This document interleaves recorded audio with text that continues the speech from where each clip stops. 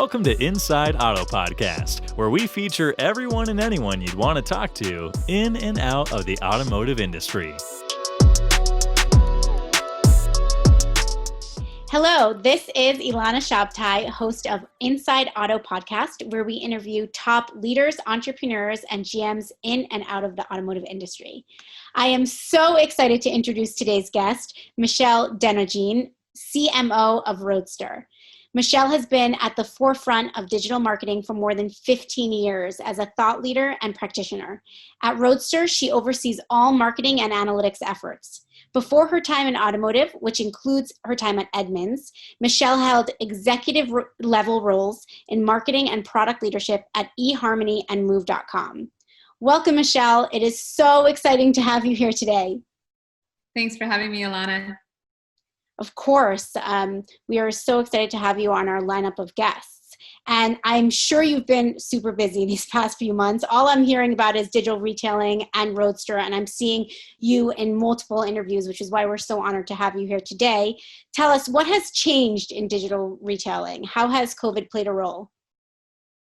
Yeah, I mean, I think what I would talk about is maybe not how digital retailing has changed per se, but just how adoption has changed. You know, I think while we would never wish this pandemic on anybody, it really has been an accelerator for adoption, you know, across the industry. We like to say that it really pushed adoption, 5 years in advance in like 5 months of time, right? So yeah. There's been a lot of dealers that were very progressive and there at the beginning, and some that always said, we know we need to at some point, but just hadn't pulled the trigger. And I think given the restrictions that happened during COVID, that really was a forcing function for people to pull the trigger and onboard, some kind of solution. What I think is interesting is that it also was a trigger for people just to rethink their sales process a little bit, right? Like for a lot of the states in the United States here, a lot of the showrooms were physically closed. Like they just, for a short time period, all they could do was either sell, remotely 100%, online sales or by appointment. But in doing that and not being able to do their traditional process in the showroom, they really had to think outside the box and think about how they're going to do things in this new way. And so it wasn't just, the technology. I think the big disruptor out of everything was really around process and how are they going to work with customers that are not necessarily in their showroom with them and may not be through the entire transaction. So tell us about some of your more successful dealerships that are using Roadster. How are they implementing Roadster in the process? What are they seeing working for them? Because it's not just, like you said, it's not just throwing up a technology on the website. It's really about changing process. Yeah. It is. And I think, pre-COVID-19, everybody's sort of focus was on how do I modernize the customer experience? I think the big takeaway, and we've been sort of marching down this, obviously the pandemic accelerated even for us and from a product development standpoint, but in order to really modernize the customer experience, you have to make it easier to sell, right? It's just, you can't, like you said, throw something up on the website, give customers an experience, and then have, a very disjointed, disconnected experience when they come and actually interact with your staff. And so it's really important. I think if you look across dealerships that have been with us for a while, you'll see that they really have embraced that thought process that they need to look at how they sell and figure out how to use the technology to get them to meet the objectives that they have. So as an example, what I would say is there's just been a phenomenal trend of people trying to get the customer to do more online before they come into the showroom. I think that was a big takeaway, this whole idea of remote selling from COVID. But I think what people really learned is that they can actually guide customers through the process before they even think about coming to the showroom. They could get all of their ducks in a row. And when they do that, they actually work with multiple customers at one time. So I can have customer A over here doing a credit app, customer B over here uploading their trade-in information, customer C over here scheduling delivery. And so the most successful dealers on the platform are using it in a way to really get the customer to do a lot of the work from the comfort of home, so that if they do come into the showroom, they're really able to reduce that time period. Maybe they're test driving, kind of doing a final test drive of the car and signing some final paperwork and able to go. But they've embraced it from the point of a customer first coming to their website. They're being proactive about it. It's not just about a customer coming and doing this all themselves, but they're using the tools to actually interact with the guests that are on their website.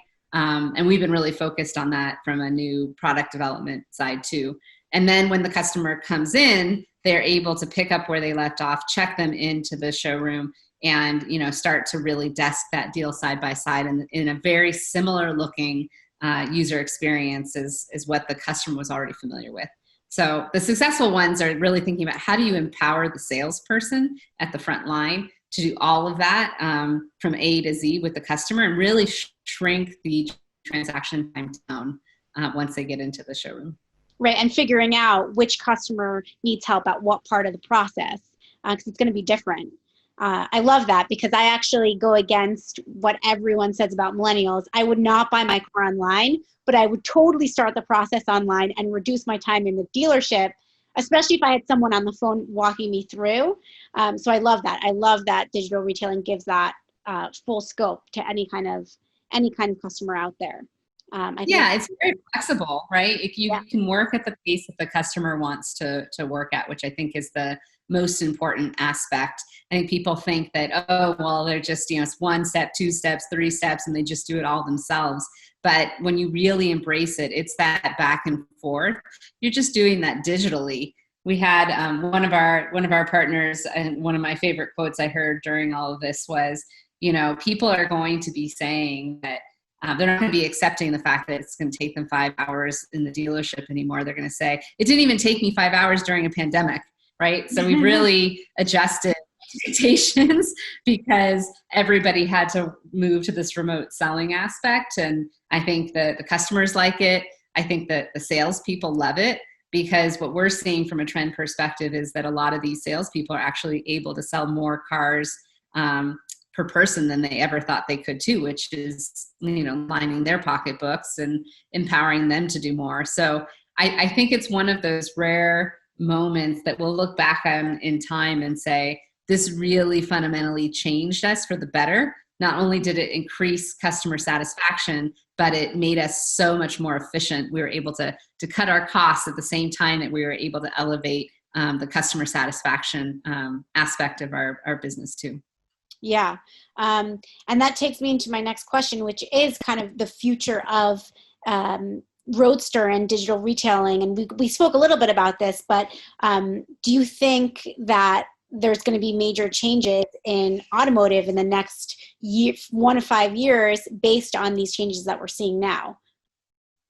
Yeah, so I think for the future of Roadster, we've already been, even pre-COVID, we were evolving. We've always been that consumer journey company. It's sort of our heritage, right? We started as a direct-to-consumer company. A lot of the Express Storefront Foundation was built for us to use to sell cars directly ourselves. And then we pivoted in 2016 and brought this into the dealer world. But what we've learned is that we have to build all of these tools for the dealership. So I think the future for us is that it's so much more. I think people think of digital retailing as this consumer layer, which is pretty much very similar to e-commerce, right? Like if we can enable the consumer to do all the transaction, then that's digital retailing. And that to us is really just the tip of the iceberg, so to speak. There's so much more underneath it. So what we've really been doing is building tools for different departments at the dealership. So if you're, in the internet or BDC team, what types of capabilities can we give you in order to empower you to be able to sell, directly, from A to Z? Or if you're in the showroom, what can we give you? Or if, as a sales manager, how do we give you visibility into every deal that's happening on your showroom floor so that you can, ensure profitability. So we're really starting to look at this much more like a digital sales platform than we are just the digital retailing component for the consumer. So what that's meant is us looking at behaviors, kind of like personas, as we would say in the marketing world, right? Of like, what do they actually do and how do we make that easier? So we just rolled out actually last week a new product called Express Response. And this was built on behavior that was already organically happening. One of the favorite capabilities within the Roadster platform for years has been this ability to share a digital deal sheet, right? So customer sends in an inquiry from Car Gurus or TrueCar or somewhere, and they just want to understand the price, and maybe they're looking for finance or versus lease. Now what the dealership can do is come into the system and literally share that digital deal sheet so that the customer can interact and figure out the term, pull the levers themselves and figure out exactly what works for them. So this is something they've been doing manually in our application, and we just automated that in essence, where, for all of those leads that are coming in, now the dealership can automatically send this digital deal sheet that's going to answer all the questions that the customer has as they filled out that lead form somewhere on the internet. And so we're really excited about it because a lot of our early pilot dealers are seeing enormous gains, whether that is in just engagement or even just in efficiencies. We're hearing that a lot of people are saying, this is doing the job of like 3 to 4 BDC agents that I would have had to hire to keep up with the volume of leads that we're getting incrementally. So it's been great to see that aspect, but we'll continue that, like I said, pulling into different departments and really seeing how can we add, using Express Storefront as a foundation, using this commerce platform as a foundation, how do we add value? How do we help make the selling process easier? So I think that's the future for Roadster. And I think just generally, I think for the industry, we're just going to continue to see people lean into this idea of efficiency and cost savings. I think there's still a lot of uncertainty in the market. I think it's going to be here for a while. We're not, this pandemic isn't done with us, so to speak. And so I think what we're going to see is people leaning in to figure out how do we evolve? How do we maybe cut some costs out of the equation to be a little bit more cost effective and really look at net profit versus just gross profit? And so I think we'll see more and more change just sort of driven out of need and desire to really step up the game as it relates to the customer experience too. But Auto Lead Star helps with that too, right? Yes, you guys are very in a different area. Yes. We just want to help dealers scale and personalize marketing at scale. So I think automation will stay for good. And it seems like Express Response is helping with that. I did want to congratulate you on that because I saw the recent product release on Forbes, a piece by Narad. And I wanted to hear more about this. I actually, I'm intrigued to know that you integrate with any lead provider that sends in a lead. You can then automate that response. So it doesn't necessarily have to be someone who is converting on Roadster, Express Store.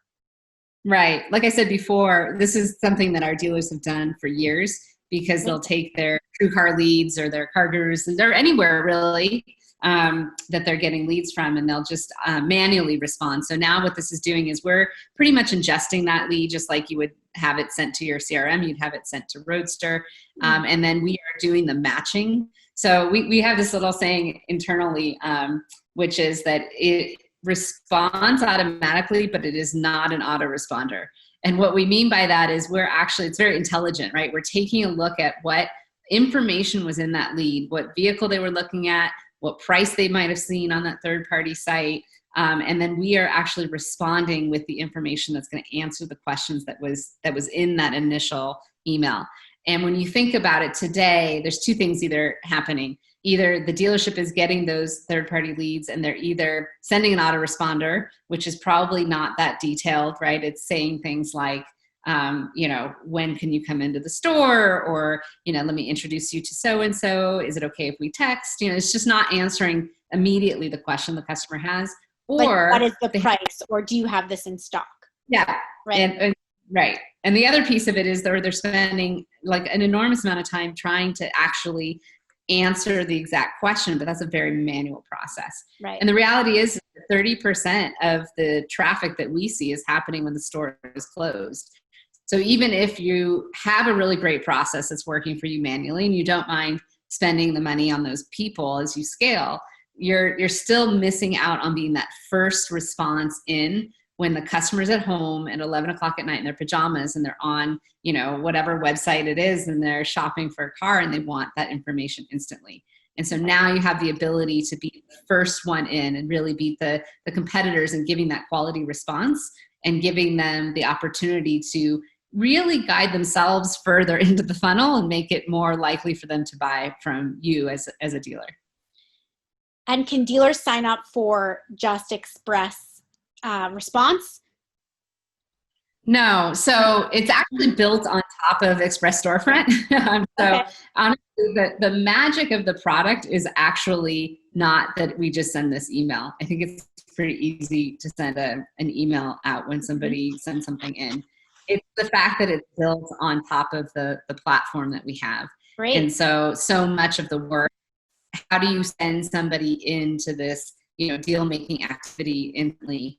How do you give them a price that's going to match your Express store? So it is built on top of our Express Storefront product. And so those two things have to be in coexistence.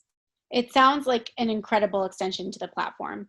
I can't wait to see it and learn more about it. I've heard a little bit about it, but I'm happy we got the chance to talk about it more now. Shifting gears a little, I'd love for you to share some of your brand and marketing secrets. As you know, I've been a huge admirer, following you now for a really long time. I'm certain others are too. So tell us how you pull off having the nicest booth at NADA. We won't say anything. And one of the sleekest brands in automotive. Share your secrets with our listeners. What you can share, spill it out. Sure. Well, I think it's a couple of things. First and foremost, part of our founding team at Roadster are UX designers. So out the gate, from a visual standpoint, a lot of what you might see at NADA is definitely shaped by that team. We're very blessed to have that talent in-house. So that's part of it. It's definitely the aesthetic. I think it also comes down to from a brand voice and brand messaging perspective, we really lean into our dealers. We don't believe in putting ourselves out there and bragging about ourselves. We believe in elevating the dealership as the hero in all this, because the reality is that any technology, not just ours, so anybody's, it's really 20% technology, it's 80% what they do with it. And so the more we can lean into our dealers and their stories and the way they talk, what resonates with them, the better off we're going to be. So really, I like to tell people it's like the easiest marketing strategy ever, because we're so blessed to have so many dealer partners that just love us, right? That's something, from a product perspective as a marketer is like a dream, is that you have so many dealer partners that use you, love you, are willing to speak out. And really, I feel like we've created a community that just really wants to help the industry at large. And so when you have that sort of community feel within your client base, it makes it really easy to stand out and to be out there resonating with others. Because, let's face it, Ilana, I don't know about you, the last time I was at a marketing conference, I did not want to hear from the vendor. I wanted to hear from marketers like me. And so that really is sort of the single thread of our, strategy, is to make sure that we're constantly helping other people grow by hearing the stories of people that have been successful. Yeah, I think that's a great takeaway. I was just thinking about this the other day, because the brand is so strong. Of course, the customer stories contribute, but the brand itself is so strong that I even found a Roadster pen in my in one of my bags that I hadn't used in a really long time. And I was like, yes, my favorite pen. And that's how you know you're winning with your brand and your marketing. I was like, yes. And I even identified it before I can even really see the full pen. And I was like, my favorite pen. This is great. So I applaud you. Director, our creative director also will love to hear that. Now we really, it's funny how Swag sort of has that appeal, right? But we really do try to find things that people either want to wear or use. Again, I think it comes down to sort of the core values that we have, which is just to provide value. Yeah. Right. So we have actually, from a culture standpoint, we've created our values, which are driven is the name. So dedicated, real, inclusive, visionary, empowering, and never boring. And we really do encompass those as much as possible. And it comes out in everything, right? It's like I said, we're not out there from a brand perspective to be flashy. We really are out there to just be authentic. And that sort of shapes everything that we put out there, is we really care. Yeah. Yeah. And I've met quite a few Roadster employees, and I feel like they all fit under the driven values you just mentioned. So I really appreciate that and all that you've shared. Is there anything else that you want to share with our listeners today, either about digital retailing, marketing, brand? I would say, one of the questions I get asked a lot about digital retailing as a category, people ask me all the time, like, what makes one dealership successful versus another? And usually where people go with that question is like, is it is it that they have a lot of inventory? Is it that they're in a metro area versus a rural area, right? They want to sort of segment dealers in that way. But truly, the thing that really stands out, the one thing that we can, look at across all of our dealerships that have been really successful on the platform is that they have some kind of digital retailing champion. They have somebody in the store that is really, really process oriented that is driving this. And it takes that person to be successful because they create buy-in. They make sure that everybody is, singing off the same song sheet. Right. And you can hear it. I do personally, I probably talk to 6, 7, 8 dealers a week, depends on the week, of our partners, and just listen to their stories. That's one of my favorite things to do, is just to stay in touch and listen to how things are going. And you can hear it so early in the conversation with these guys that are really killing it with the platform, because they'll start with things like, before we even picked a digital retailing solution, we went and mapped out the process that we wanted to have for our store. Or, I was just told everybody that this is the way we're going to do it. We mapped everything out, and those that couldn't get on the bus, we had to let go. Like those, that's harsh to say that, but those are the types, like you hear it in the conversation, that the commitment. It's drive, it's passion, and it's process. And those are the things that, and I don't think that is only digital retailing, but I do think that digital retailing is such a commitment that it becomes even more important that you have that, if that makes sense. Yeah, it does. Thank you so much for sharing with us. Thank you so much for your time today. It was such a pleasure having you on Inside Auto podcast. I'm certain our listeners appreciated your marketing secrets as much as I did. And for our listeners out there, if you liked this episode of Inside Auto, please subscribe to our podcast to hear more. Thank you so much, Michelle. Thanks for having me. Thanks for listening to Inside Auto Podcast. Check out our other episodes with top entrepreneurs and industry leaders.